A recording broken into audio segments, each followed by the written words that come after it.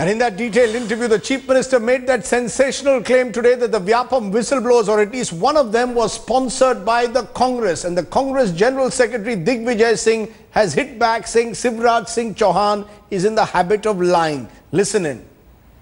Do you think that he is levelling this allegation for the sake of levelling this allegation, or otherwise, is there an iota of truth in it?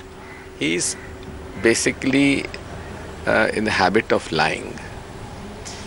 He's been saying that he initiated the investigation. Exactly. It's absolutely rubbish, because all these cases were in the High Court from 2009-2010 onwards.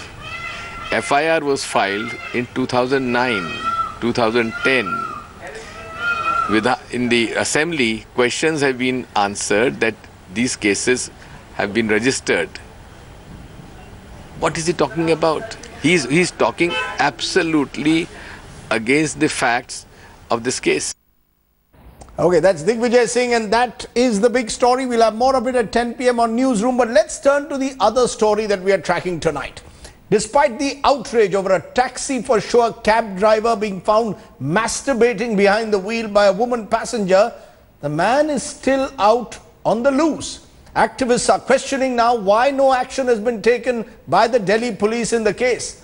It raises the big question: is the police across this country serious when it comes to women's safety, particularly when it involves private taxis? Simi Pasha and Anusha Soni now report.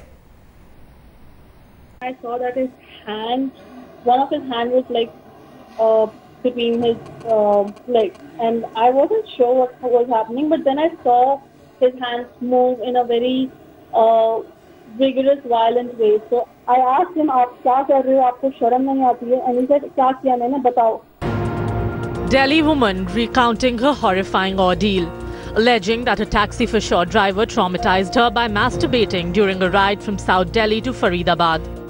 Wary of filing a police case, the woman took to social media sites to narrate her trauma. But the Delhi police failed to take suo motu action even after a day, only promising to probe the matter, while no FIR has been registered yet. And the pervert driver continues to roam free in the capital. देखिए, इन सब के खिलाफ हम action समय-समय पर लेते रहे हैं और हमारा एक्शन जारी है और हम एक्शन लेते भी रहेंगे। सो मोटो एक्शन लेने का हमें अधिकार है, तो हम उसको जरूर लेंगे और कोशिश करेंगे कि पीड़िता का नंबर लेके उनसे भी फोन पे बात करें। Taxi for sure, however, assured full support to the woman passenger, blacklisting driver Devendra Kumar and terminating him from services. In spite of countless campaigns, protests and demonstrations, women continue to feel unsafe on Delhi's roads. What's most alarming about this latest case is that in spite of it making headlines in the national media, there's been no police action so far. While safety concerns and app-based cab services return to haunt women, Delhi High Court raised doubts on complete ban on app-based cabs. The top court set aside Kejriwal government's ban order on Uber and other app-based cab services, asking it to reconsider license applications. We don't find it safe, so I won't even attempt to go in a cab at night. So many incidents, so many things, I just don't feel safe at all. In the afternoons it's still okay, but usually evenings it's a little unsafe. You know, you have that, you're skeptical to go out and you have that agitation whether it's all right or not and like that. I think every force of the society has to work in tandem to prevent such crimes. The big question remains that how far will these companies go to secure and maintain the security of women and other passengers in these taxis? As the repeated cases of molestation and harassment of women come to light, one has to wait and watch how much does the company and the government step in. With camera person Shakil Ahmed, this is Anusha Soni for India Today. Now the big question is safety in these private taxi services. Remember that horrific rape incident in December, this incident of masturbating in front of a passenger raising troubling questions. Joining me now, Kiran Bedi, former IPS officer, and Kulan Nanani in my studios, founder Mega Cabs and president of the Association of Radio Taxis. Kiran Bedi, your first reactions to the fact that the police has still not filed a suo motu claim. When I spoke to the girl yesterday, she was too scared, she said, to file an FIR. She was hoping that the police would do it and then she would testify. Your view, do you believe the police in a case like this should take suo motu action? Yes, I do believe. I do believe they should have done it. They should have done it, impounded the vehicle, got the driver into custody and sent notices wherever they can go on the application owners. They should have shown aggression. And I also believe, on second point, this is not exclusively a traffic police matter.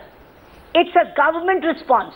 This is the Delhi government response, which involves Delhi Traffic Police and the Delhi Transport Department. This is a Delhi issue. It's not only Delhi Traffic Police or police issue. It's a government response which involves transport and traffic police. So when you go in for an isolated response, you have a problem. When you go for a government response, you have solutions. I think we are not getting into traffic. No, you're saying we're not getting into solutions. No. Let's look at it. Here is a case, and I'll come back to you in a moment because I want to get the views of someone who runs one of these. Kunal Lalani, tell me.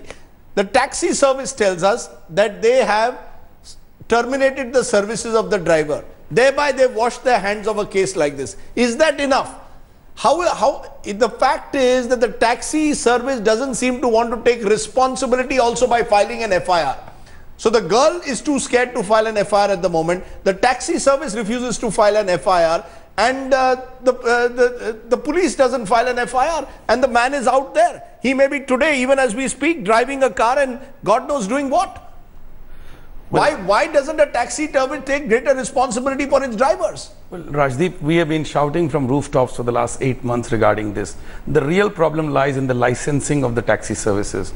The service in mention right now is unlicensed. So the big difference right now about safety and security emanates from the fact that there is an unlicensed service which there is no verification, no methodology of checking. Had it been a licensed service, then all these would have been the responsibility of the licensed company or the operator. Uber claims that they've got re-verification of all driver partners done with police, establishment of a dedicated local incident response team there to handle critical situations 24/7, an app which has an SOS button. Are you saying that these private services are not doing due diligence? I request you to go to each one of their websites, whether it's Uber, Ola or Taxi for Sure. All of them wash their hands of their liability and responsibility of the actions of the driver. And that's where, when you sign on and you book the cab, you're already accepting those terms and conditions. Versus, you're saying that these private car services are refusing to take liability of the drivers. Absolutely. That's your big concern. I remember we asked the concerned company to come on the program. They haven't chosen to do so. But Kiran Bedi, you know, the answer surely is not banning these cab services. Many of them are very useful. Many of these, including Ola, Uber, have a regular fixed clientele which also now has begun to trust them. The question is, how do you ensure greater safety, and how do you ensure that these companies have greater liability if something goes wrong? My fellow panelist exactly said what I'm saying.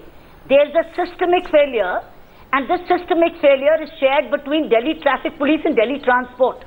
And Transport is more than the Delhi Traffic Police.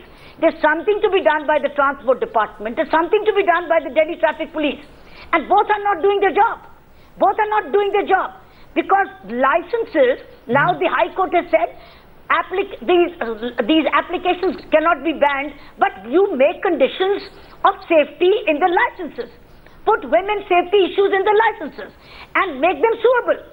So this is between the Delhi government and Delhi Traffic Police. What the Transport Department is supposed to do will benefit Delhi Traffic Police, and what Delhi Traffic Police will do benefit Transport Department. The point is, they both have to work together. How do they work together? Who should take the liability for the driver? In a case like this, who should take the liability for a driver, Kiran Bedi? Should the taxi company be liable for the driver? When I sit in a taxi, if a young woman sits in a taxi, she's taken she's paid her money, who is liable? Should the taxi service be liable or not for the driver?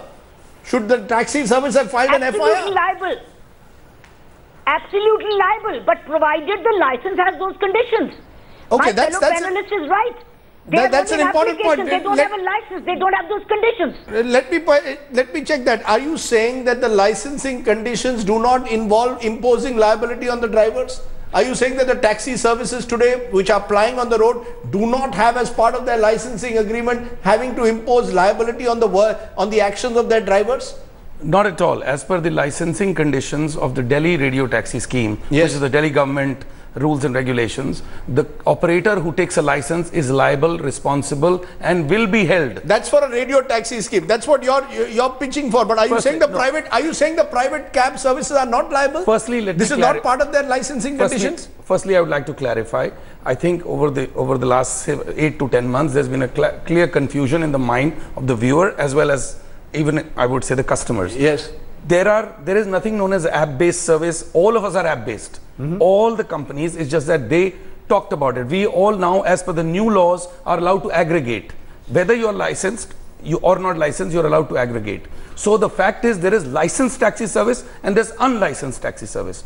There is no app-based service in radio taxi. Are you all liable for the actions of your drivers? Absolutely. As per our you are liable. You're saying the private car services do not take the liability in as part of their contract because they claim they don't have a license, so they do not need to follow the rules of the land. Okay, so that is the weakness you're saying in the system which needs to be plugged in. As Kiran Bedi says, this cannot be a one-ticket solution. This needs to be a comprehensive systemic solution which involves the transport department as well, not just the private cab service. I'm going to leave it. Let's turn to good news today at this time of the night. Tashi and Nungshi Malik have scripted a new page in India's mountaineering history. The twins have completed a Grand Slam, that's right, that's what it's called, by scaling the highest peak in every continent and are the youngest to do this. Remarkable pair of twins, and they are our showstoppers tonight.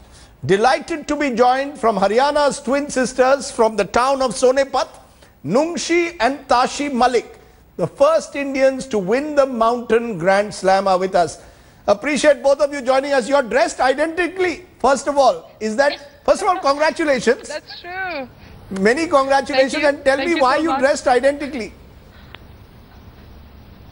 I guess it's so much a part of our branding now.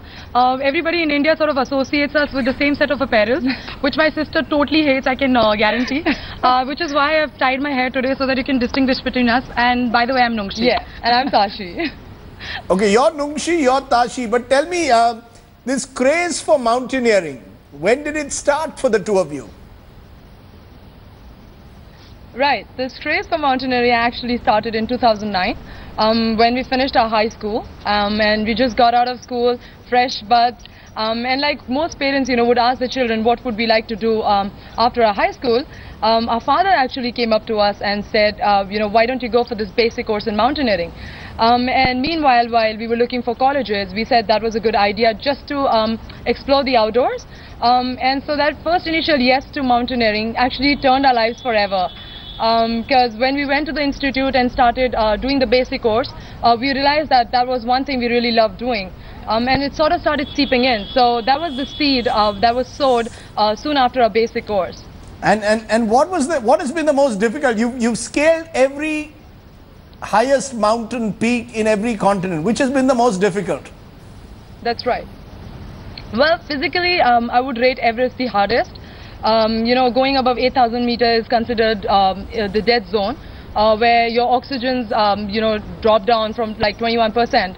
So it's very difficult in terms of physically overtaking that. However, I would reckon that the one in North America, Mount McKinley, is technically the hardest. Right. And in fact, in the international arena, if you actually summit this mountain, you gain a lot of respect because it's one of the hardest in terms of its technical aspects. Yeah. Tell me, two women from Haryana. What is it about Haryana and sports now? Women from Haryana, we've seen the Fogart sisters, Saina Nehwal, originally a Haryanvi. Something about women and Haryana. You're breaking all gender barriers. Strong. We are, and in fact our mission was born to sort of break these stereotypes where they say, girls can't do anything, they're not good for anything, or they can't carry as much as guys, or they cannot prove themselves well in any sport. I feel Haryana has produced some great sports people. We have been hearing about Saina Nehwal and a lot of other sports people from Haryana, and we're really proud to say that we are also Haryanvi Jats and have really brought a lot of stereotyping images that have been associated with mountaineering as well. I think a lot of people would see mountaineering as a very male-dominant sport, and which is why me and my sister said, why not show the world that girls are no less? And I think we're really happy and proud that we are from Haryana. I want to ask you this in conclusion. Do you compete with each other when you're mountaineering? Is this a Jodi number one that you're always going to climb mountains together? Or do you want to one day climb it individually and beat the other? What is it? Is it a pair? Do I have to get both of you as a... Do you come as a package deal? Well, yeah, package deal for sure. But yeah, I think it's the one reason why we are reunited is pretty much the mountains. Other than that, we really fight like cats and dogs because, you know, being sisters, we have issues with small things, even the trinkets that we are wearing today. But however, in the mountains, we are best of buddies. We take care of each other, we motivate each other all the time. And because it's a very challenging sport, you do need somebody who you can actually trust, and that bond is kind of growing stronger. Right. And to have climbed all these mountains with my sister is a blessing, really. Okay, Nungshi, put your hand up. Yes. Congratulations. And Tashi, congratulations. Both of you have been wonderful. You've broken every stereotype. I hope everyone is watching this show. Haryanvi Jat women who have climbed every mountain in every continent. You've defied every stereotype. More power to you. Thank you very much for joining us on Good News Today. What a wonderful story to end this program on. Okay, I'm leaving you though with our image of the day.